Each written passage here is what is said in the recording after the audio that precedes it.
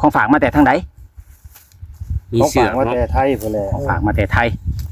ได้ยินข่าวว่าตู้ไพ่เฮ็ดเฮือนแล้วแม่นมีหมอนมีอันนี้ได้พ่อเฒ่าเอ้ ข้าวย ขึ้นเฮือนมันก็มีมอนเลย เอามา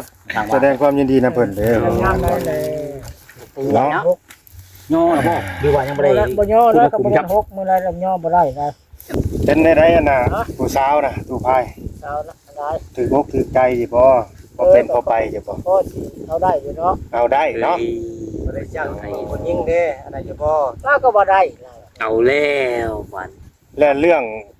สินสอดทองหมันได้พอได้ถามเบิ่งอยู่บ่ ก็ว่าไปอยู่เนาะ โอ้ เขาบอกก้อนบ่ใจฮ้อนโพด แม่น อยากได้มื้อนี้โลดให้อยู่มื้อนี้โลดมันก็อยู่บ่ได้แล้วพ่อแม่ก็ยังบ่ได้บอกเราว่าเนาะ คือก่อนใจฮ้อน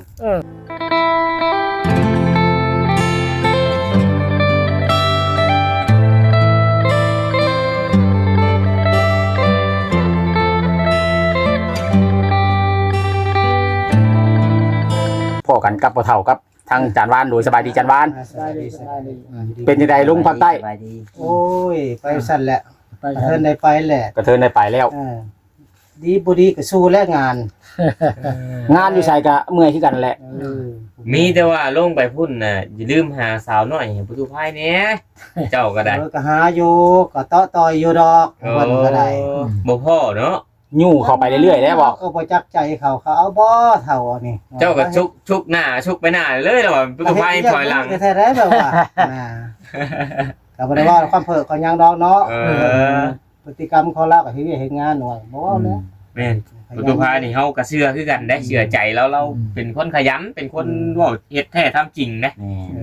คันแนวใดที่ได้ก็ว่าให้ได้แล้ว ไม่ เนาะ ได้ก็ไม่ได้ ชาวนางแล้วก็จะโอ๊ยตู้พายนี่ดุอีหลีได้ เช่นว่าอันเจ้หั่นเชื่อมันแล้ว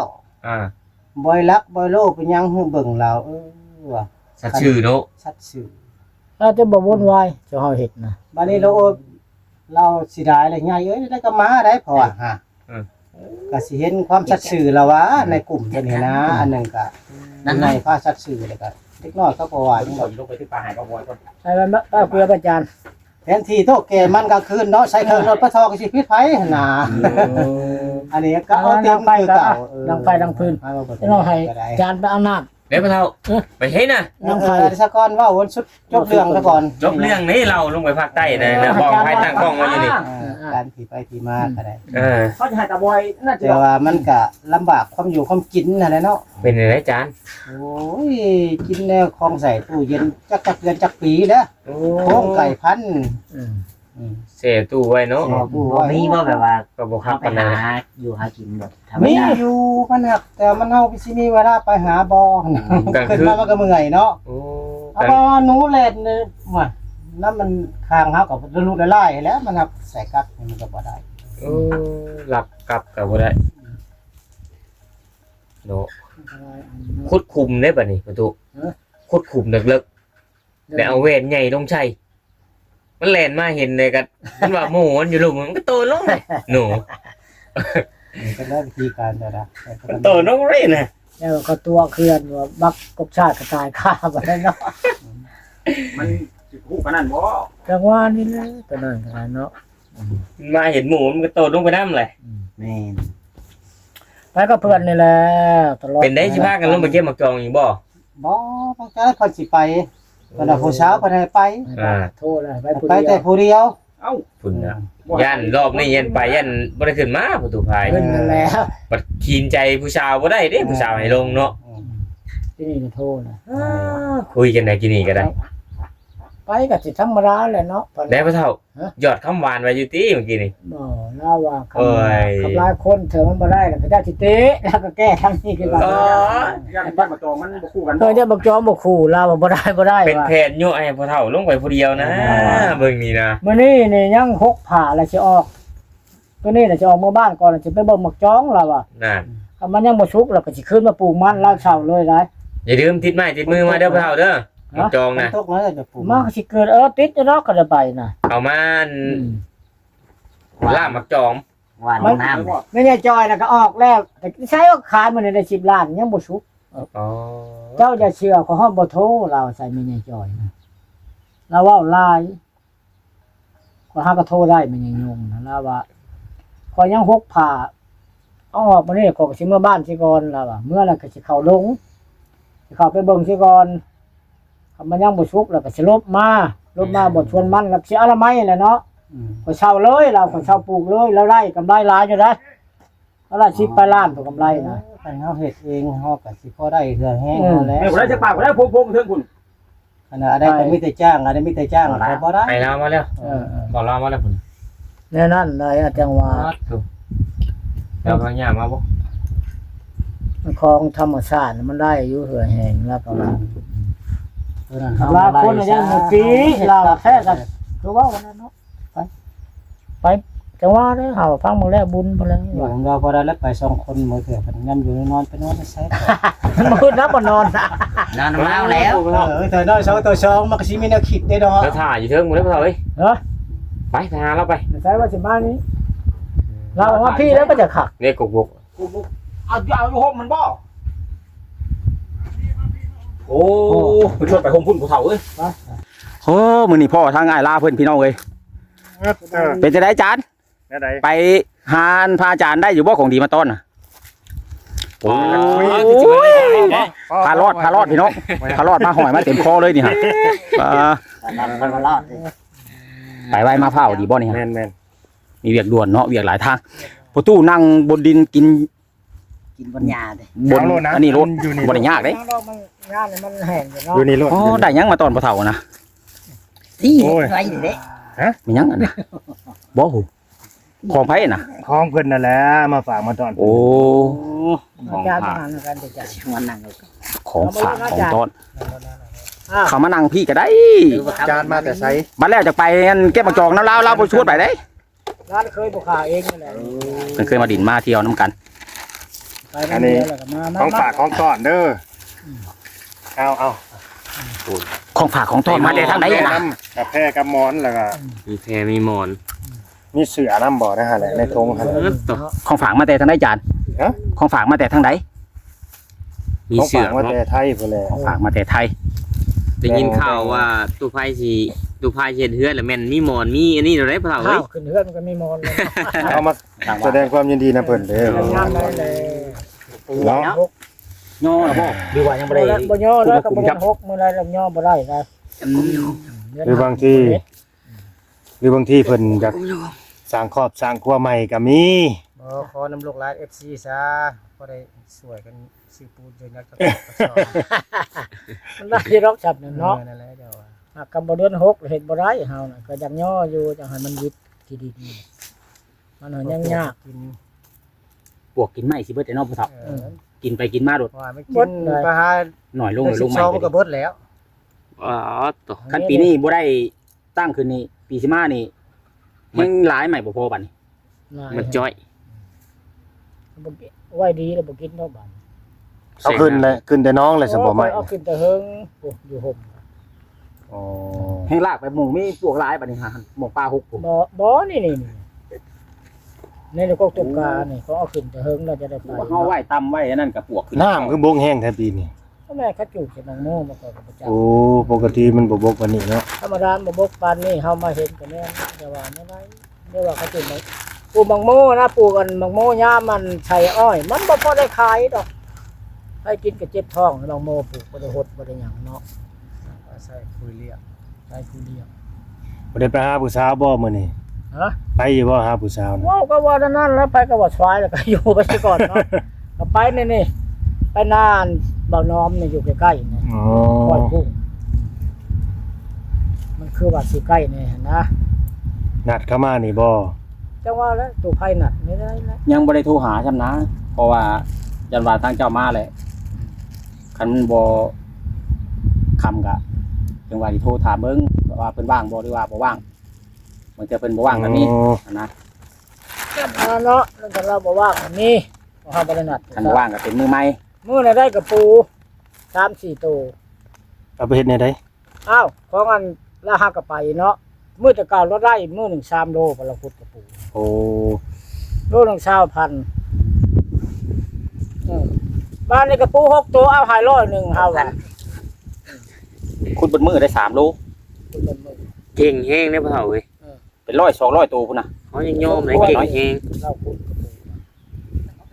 ครับไปเบิ่งอันนี้พันแม่หายเราอ่ะ แล้วก็เฮ็ดอันนี้คือกันนางน่ะเราเคยไปอยู่ในนาตะกี้น่ะหักลูกซื้อก็บ่เป็นเราอ่ะเฮ็ดไปซั่นแหละเนาะแล้วก็พอได้กลับมาหาเบิ่งอันนี้โทรศัพท์แล้วแม่เพิ่นเว้าไว้ไปแล้วก็หาขุดเนาะพอได้ซื้อขนมให้ลูกให้เต้าเราก็ได้ คันอยู่ซื่อๆปัดบ่ได้เนาะพ่อเฒ่า อยู่ได้ซื้อ แม่เว้าแม่ มื้อ ให้ หนึง เรา 3โล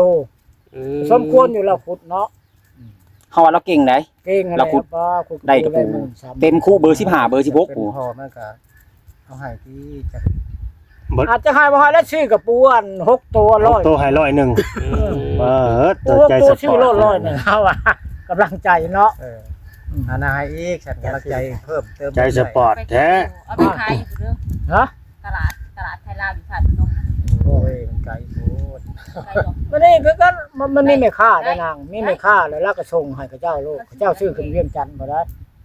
เราไปขายอยู่แต่ตลาดเซโนนี่ตลาดแรง โอ้คุณตลาดแรง คุดมื้อหนึงมื้อที่2ได้คุดแหละตอนบ่ายซำนี้ได้ไปขาย เออ 2มื้อจังไปขาย กระปูใหญ่เลยพวกกินยุบมันพวกเจียว ไข่บ่แล้วอาจารย์นี่ตัวแม่ไข่เจ้านั้นบ่เอาบ่ตัวผู้บ่แล้วเราขุดบ่ได้ซื้อตัวแม่สิบ่ได้ผัวแล้วเฮาว่าชาติได้แต่ตัวอันแม่ว่าไข่บ่แล้วกับปูนะมันก็ไข่ได้เดือน6เลยเนาะ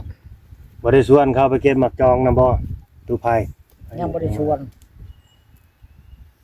ยังบ่ได้เว้าตัวนั้นเนาะ แล้วก็ชวนผู้สาวไปเก็บหมักจองนำข่อยบ่เฮา ตัวนั้นน่ะยังบ่ได้เว้าแล้วไปอันที่แรกเนาะก็เว้าไปหั่นแหละ เออ เราก็เคยไปอยู่ในนาไปฮอดแหละอ้าวเฮาว่าคือยืดเนี่ยนี่แล้วชูงเลย ได้พุยเนาะ ฮะ ถือพุยเนาะ แล้วถึกพูยแล้วยืด เอาแล้วโอ้ใส่ นี่ พุย แต่ ใส่ เที่ย พุ ไหน ย เราไปอยู่กับเบากัญญาน่ะ โอ้แสดงว่าเราเคยเห็นกันอยู่เนาะ หาเราไปหักเราก็เฮ็ดอันนี้แหล้วหาเราบ่ได้ถ่ายนั่นแล้วเราก็เว้าบ่เป็นดอก เดี๋ยวนี้เราคือบอกเก่งได้จ้ะ ฮะ ทุกมื้อนี้เราคือบอกเก่งแท้ อยู่เห็นไปเรื่อย เว้าบ่ลายเถือเว้ามันก็เป็นไปแล้วเนาะ เราตัวฮอดพอเฒ่าพายลุงน้องเก่งบ่เก่งก็ดี ว่าสิลงลำเดียวว่ะ บ่แล้วบ่ลงซ้ำ บ่ลงซ้ำจนว่าบ่าวน่ะลงซอยปลาน่ะบ่เว้าปลาดุก โอ้ อ้าวน้ำ ปลาลายบ่ เนาะลายได้ปลาน่ะ มีลายอยู่ได้ เก่งมัน ปลามีแต่ปลามีเงี้ยง ปลาแงง ปลาสิเงี้ยง ปลาดุก เฮาบุญปางบ่มีเนาะมื้อน่ะเนาะ แม่นในหนองผู้เฒ่านี่ก็หลายอยู่แล้วบอกตึกอยู่นี่ฮะหากยันบ่มีผู้เฮ็ดอยู่ ลายอยู่ปลาหนองลาวก็แม่นแล้วเขาแนะนำน้อยเนาะปลาดุกน้าเขากินอยู่แล้วก็พอขนาดวันบ่ได้บ่นั่นเลยปลาน่ะของน้ำเพียงอัน หน้าแข้งนี่เนาะผู้เฒ่า แข่งก็บ่ได้ อาจจะว่ามันกว้างนะน้ำตื้น เพ กว้าง ราะว่ามีบ่อนกระเจาะช้างมันบ่มีเอาว่าบ้านธรรมดา มันมุนแล้วสิดินเจือนลงแล้ว สิแม่นเขาเฮือนเราก็อยู่ตรงหน้าพุ่นได้ก็เบิ่งอยู่อันเนื้อที่แล้วก็ได้ มันหักสิว่าขาดเคินคือแต่เฮาเลยแหละเนาะเอาคนบ่ขาดเคินโอ้ยเอาขึ้นอีกจักเพียงนี่บ่นฉันสิเอาป่าในน้ำท่วมน้ำมันเข้าน้องแพกไปด้วยกันน้องแพกน้องพังเลย ๆหน้าไป น่านเช้าอันเว้านี่น่ะชะนางนี่น้องตัวเลิงนี่น้องธรรมชาติเนาะเอาไปเถอะกระดิกจะเม็ดหนึงนี่ขอบมันนะโอ้ยซ้ำสิคายป่าน่ะแถวน่ะภาคบ้านปะเฒ่าเมาไปที มันเป็นทางน้ำยามนั้นน่ะน้ำไหลมาบ่ มัน ที่ มาแต่น้องแพกน้องพังก็ได้น้ำ เต็มอยู่หั่นเออมัน มาแตะพุ่นแหละน้องแพทย์น้องพังน่ะก็น้องธรรมชาติเนาะจังว่าถามอันแม่แล้วโอ้ยอันโมเชงคนบ้านดงกรุงแหละโพนอยู่โคกลางโพนที่ปฐมมาเปิดอันสงกรานต์พิวิตเคยไปนะตัวบางคนบ่เคยพอดเนาะบ่เท่าอันผู้ตายอันนี้ตัวอันทิศอ้ายบ่เท่าเมานะสร้างน้องบ่เท่ามุมบ่ผู้ที่เล็กฮะ งอน บ่ทำงอนปนาพอติ้นปนาขึ้นนอนน่ะตัวบอกคนบ่ได้พอดหมู่เขาบ่เคยบ่หานพอดเนาะหมู่บ่เว้าแล้วเขาอ้อยนั่นนั่น เพิ่นเล่า เราประวัติ ประวัติให้ฟั คุ ง ณน่ะนะเปลี่ยนไปสมาแล้วเปิดชีวิต เป็นได้อันน่ะผู้สาวน่ะตูไผ สาวนะได้ ถือกอกถือใจสิบ่บ่เป็นพอไปสิบ่ พอสิเอาได้อยู่เนาะ เอาได้เนาะ บ่ได้จ้างให้คนยิงเด้อะไรอยู่บ่ เราก็บ่ได้เรา เอาแล้ววัน และเรื่องสินสอดทองหมันได้พอได้ถามถามเบิ่งอยู่บ่ ก็ว่าไปอยู่เนาะ โอ้ เราว่าโอ๊ยบ่หลายก็บ่มีแหละตัวเองว่าก็จะตกก็เจ้าเอาไปเบิดแหละก็แม่นเราอ่ะก็ซ้ำเจ้านี่ก็วาง10ล้านนี่ก็ได้เราอ่ะ โอ้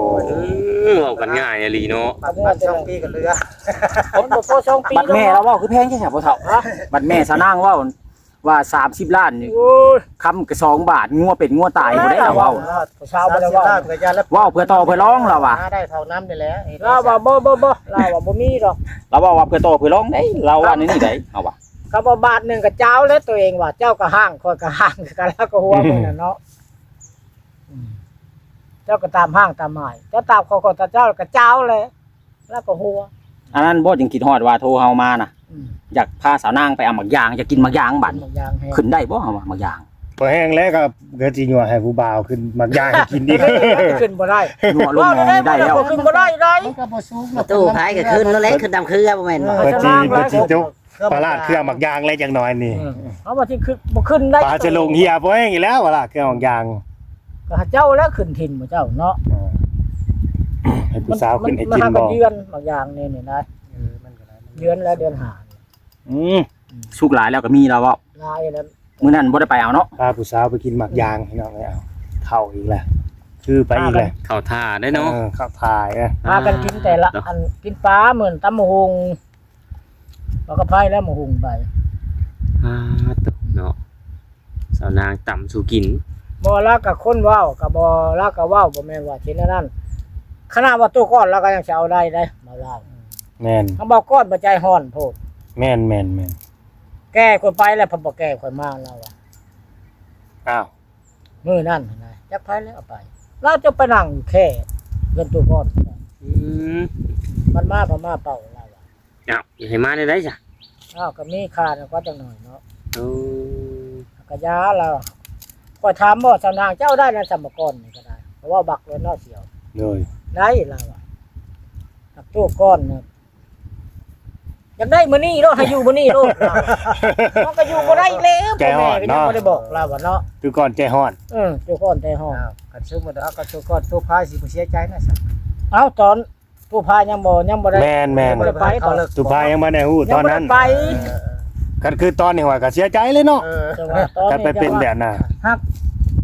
หางเว้าเขาแล้วเพิ่นโทรมาหาข่อยแล้วบ่ก่อน โอ้ อันน่ะพายเจ้ามึงเอาโลด อ้าว เขาเอาเขียนตัวหนังสือมาว่าคักคิมินมาหักเป็นตัวหนังสือ เลย ว่าอันผู้ชาวตัวก้อนนี่ตัวพายไปแย่ง โอ้ เพิ่นว่ามึงเอาโลดเสียเอาลูก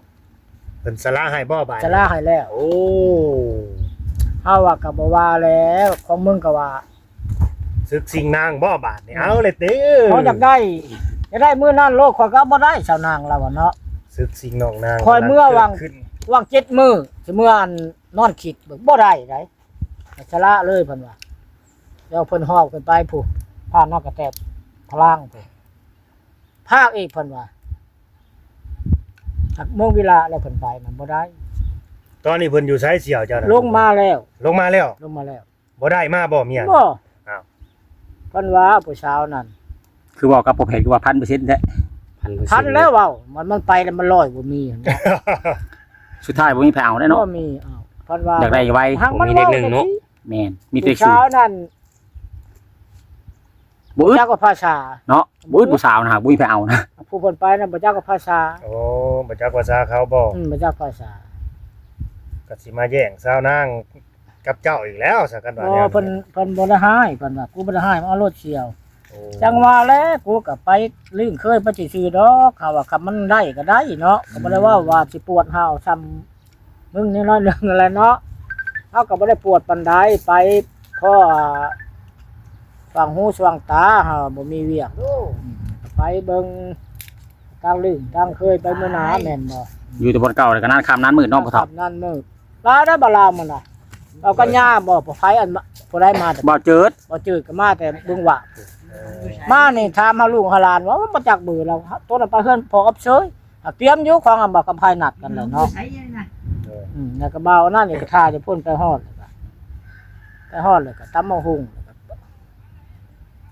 ลูกก็งมปลาและ แก้มว่าสิไปเอาบางอย่างก็เลยมารับตับแกพากันมามื้อน่ะบ้านในพวกนั้นบ่ประทานก้อยกุ้งอยู่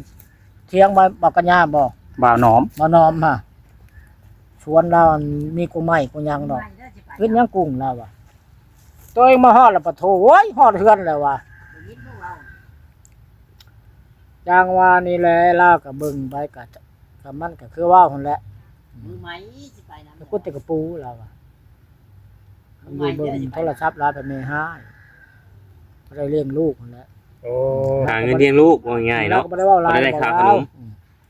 แต่ว่าฐานะเขาก็บ่สมบูรณ์ปานใดล่ะ แม่นชีวิตเราก็ ชีวิต ลำบาก สู่ชีวิตเราอะแล้วก็เลยเราไปเรื่องทำลูกทำผัวบ่ป้าก็ธรรมดาไปโลดเราอะก็บ่ได้เลี้ยงบ่ได้หยังไป ไปกินเหล้ามันยาย บ่มากับตัวนั้นหลายๆตัวบ่เข้ากันน่ะไปวันนั่นน่ะอยู่ไปอยู่มันแล้วก็เล่นไปเราผัวเราก็บ่ถูกแล่นบ่แม่นว่าสิเว้าขอบ่ความก็แล้วไปกันยกไปกันสบายนะกูมื้อเว้ากันง่ายๆนะเด็กตามันบ่เว้าไปมันก็บ่มีกำไรเว้าความกูมื้อเนาะ มีแต่ขาดทุนบ่ มีแต่ขาดทุนนะ เอาเลย ว่าวหลายเทื่อให้ขาดทุนเนาะ ขาดทุนแล้ว ผู้ที่เชียร์มันก็บ่ได้ง่ายเลยกูมื้อ มาในหมู่ว่าไป ไผมันก็ฮู้จักเบิดแหละเนาะ หมู่สิว่าอย่างนั้นอย่าง ฮู้จักเด้แก้ไปแก้มาแล้วก็วิทย์บ้านนี่ผู้พายเฮานี่ผู้อันพ้องผู้เว้านี่ขี้คร้านเว้าแล้วก็ยาแหละไปซานนั้นก็ยังซานนี่เอ๊ะยานะเพราะว่าถ้าไปพระเจ้าเชียร์ก่อนนี่บ่จ้างก่อนแต่ว่ามันบ่ได้กูมื้อ เอาง่ายๆซะตูพายตอนนี้นะ อ่า คอยว่าจิตใจเจ้านี่บ่อยู่กับเนื้อกับโตวแล้วตอนนี้นะ จ้า จากที่ว่าก็อยากมีอยู่ลูกเมียนี่คือจะเว้าเนี่ยแต่ว่าเบิ่งเจ้าของนี่ก็คือแบบว่ายังลำบากอยู่หั้นนะแต่เพราะว่ามาเจอน้องนางนี่นะตอนนี้นะมันก็เลยเฮ็ดให้เจ้าได้มีโอกาสและมีความหวังกลับมาอีกเทื่อหนึงนี่ตอนนี้แม่นบ่ หรือมีความหวังตอนนี้นะเฮ็ดให้เพิ่นนี่กระชุ่มกระชวยเลยพี่น้องไว้บ้านนี่จักสิได้ลงอัตตปือหรือบ่เด้คันว่าแนวนี้ ลงแน่นอนเนาะตัวนี้ ลงเนาะตัวนี้เนาะ ลงนั่นแหละ ถ้าบ่ลงสิบ่ได้ชาวนางเด้ นกเอาลงน้ำแล้วว้าว บ่ลงกระยาดอกเนาะ ฮอดมันยัง เนาะเออ บ่ได้ เอาแล้ว เอาว่าก็มีความใจเพลิดเพลินจังหน่อยเนาะ โดย ถ้าบ่ให้โศกเศร้าบ่ได้นะ แม่น ได้บ่ได้ก็อย่ามีแต่ว่าในใจเนี่ยได้ก็ได้คือกันเนาะ ๆม่วนในใจ ม่วนในใจคิดไปม่วนน่ะ เออ วันนี้ก็ว่าม่วนมื้อก็ม่วนก็เลยแจ้งไปเนาะ แม่ ถ้าเฮานั่งเหงาอยู่คนเดียวนี่นั่นค่ำนั่นมื้อได้ ม่วนในใจเพิ่นน่ะ ม่วนในใจนะ บ่ ก็ แน่ สิรอด กันไปหาแต่ชาวนางคู่มือเนาะ บางทีก็อาจจะใจอ่อนห แต่ รือ แม่ ว่าน นั่นแหละละหักลาก็เว้าอยู่เนาะลาก็ฮู้จักคือกันแม่นและตัวเองว่ะเจ้าจะได้100 บาทพันล้านก็ได้มันเบิดแหละข้อยก็เห็นคือกันชีวิตเจ้าแล้วก็เว้า เพิ่นประมาณเท่าไหร่คน ฮะ เพิ่นประมาณเท่าไหร่ ก็สิบ่เกิน20ดอกอย่างหลาย 23ปี24ปีนี่นะ แล้วกันลูกเดียวนี่ฮะตอนเราไปหาขอนแล้วยังบ่ได้ผัวนะหน้าเตี้ยแต่ว่าก็คือชูงบัดนี้ก็ชูงแล้วเราถึกพุ่นเฮาว่าพระเจ้าใส่พุ่นให้แล้วโยกแล้วก็หัวคนเว้าบ่แม่นว่าสิเว้าผิดหูไผเนาะว่าได้ก็ว่าในนั้นนะถ้าบ่แม่นว่าสิถือหยุดถือที่นั่นได้บ่เว้าธรรมดาแต่แม่นอยู่ชีวิตเราก็สิบ่อุ่นเอียนบ่ได้หั่นนะในครอบครัวนะแล้วก็เว้านั่นแหละเนาะบ่ได้เว้าสูงคือผู้ลางคนหั่นน่ะจังหวะทั้งบัดนั้นแหละเขาก็เลยถามว่าแล้วได้จะเอาได้บ่เสียก่อนเอาได้ล่ะว่ะโพครับแต่ว่าก็อยากมื้อคิดบ่จะ7มื้อ ทั้งแม่ให้สิให้เอาอยู่บ่เนาะ จังหวะเรื่องแม่ โดยเอาเสี่ยวก่อนได้ได้ค่อยได้สาจะเอาได้อีกบ่ก็บ่ถามกลับไปอีกเนี่ย ถามแล้วก็ว่าได้เนาะ โอ้ ได้ล่ะ เอาสัจจะมาเรื่อยๆประเด็น เจ้าแล้วว่า มามือบุญนี่ก็ได้ เว้ากันแล้วก็มีรถ เนาะ ก็มีรถน่ะมาแล้วบ่ลาวเอาว่าบ่อึดนะรถนี่ โดย ขอสิให้เขาเจ้าแก่มาแล้วบ่มีขอสิแต่งคนไปเอา โดย สาวเพื่อนก็อาชีพมาฝากมาให้แม่เลย โอ้ยแม่นจักตอนจังไดเนาะ ถ้ามีรถเนี่ยมาเราบ่ยากนะเราสิบ่เว้าแนวอื่นเนาะเราก็เลยบ่มีรถบ่มีขอสิให้เขาเจ้าไปแก่เอาให้ตัวเองว่ะจุมบ่นอมบ่แนมก็บ่ยากล่ะว่ะเรื่องนั้นน่ะ มื้อได้แท้ๆบุญน่ะบาดนี้ 11วันที่11 เลื่อนไปแล้วบ่ บ่ได้เลื่อนแล้ว เลื่อนเนาะ บ่เลื่อนมาแต่ว่าเฮาสิกินอยู่ห่มใช้ก็ได้แต่ว่าเอาแล้วว่าสิเอาแล้วเอาเบิดผู้เดียวนะ โอ้จะสิ้นผู้เดียวเพิ่น เอาจ่ายไปได้1,000นะทางลูกนี่ก็ทางหากเราลูกหลานนี่ก็สิแบ่งกันนั่นแหละเนาะมันบ่ได้กับปลาพร้อมแล้วเฮาเผาอยู่นี่ แม่นแล้ว เนาะ ก็เหมาะได้ตอนนี้ ได้เหมาะแล้ว เอาโลด เอาอยู่ห่มนี่ก็ได้ห่มไหนก็ได้บ่ไปบ่สนใจนำทางน่ะนี่ ได้ แต่ มาแล้วฝึกใส่ไผ่มันลงแซ่บจะได้ ดังไผ่กับคัก นี่แต่ว่าเอาน้ำเอาในหาผักหอมมาพักกันกัดอยู่นี่ขโมกระทานขโมกระทานแหละไผ 41 บ่อยาก เนาะ เมื่อ ต แล้ ร ว ง ก็ กับวันที่ ผู้บ่มีเมียมีชู้แพทย์ก็เบิ่งล้ำเรื่อง อันนี้ว่า ตรงกับวันหยัง ธรรมดามันก็โมทานนี่ไปเนาะ ที่ห้า ที่5แล้วดิอืม เหลืออีก6มื้อ วันที่9นี่คนแต่มื้ออื่นน้องโฮงนะจานเจ้าว่าสิเป็นหนี้ให้พรแน่ก็กำไผแล้วว่าสิพาไปน้องโฮงมื้อ ไปก็ไป เจ้าผู้อันเป็นอาจารย์ใหญ่ให้พรเขามื้ออื่นบุญน้องโฮงมื้ออื่น สิไป ผู้ชายก็มีแต่ผู้ล้วน โอ้ว่ะ บ่มีได้น้องหงบ่มีเลื่อนไปแล้ว ๆเลือดไปอีกแหละ เลื่อนไปแล้ว ไผ เลื่อนไปเป็นมื้อได้บัดนี้อ่ะ เลื่อนได้บุญน้องหงเลื่อนไปอีก2มื้อ เป็นวันที่